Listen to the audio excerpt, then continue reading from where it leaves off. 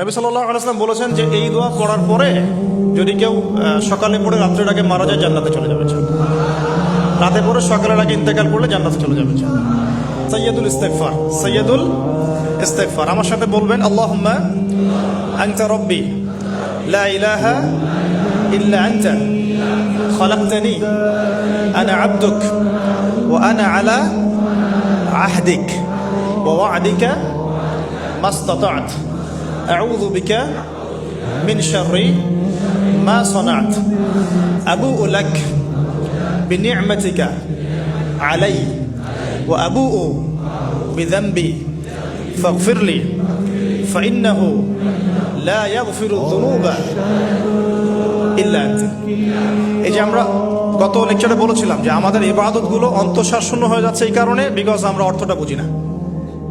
এই যে দোয়াটা আপনি করলেন, তো কি পড়লাম? আল্লাহ পাক বলছেন, নবী সাল্লাল্লাহু আলাইহি ওয়াসাল্লাম বলছেন আল্লাহুম্মা, হে আল্লাহ, আনতা রব্বি, আল্লাহ তুমি আমার রব,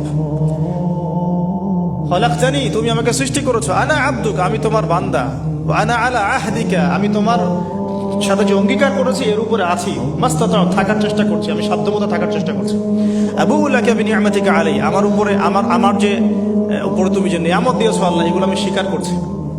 হে আল্লাহ, তুমি আমার উপর যত নিয়ামত দিয়েছো আমি স্বীকার করছি। ও আবুউ বিযানবি, আমার যত গুনাহ আল্লাহ সব স্বীকার করছি। এইভাবে যদি বান্দা আল্লাহর কাছে দোয়া করে, আল্লাহ মাফ করবেন না? সুবহানাল্লাহ।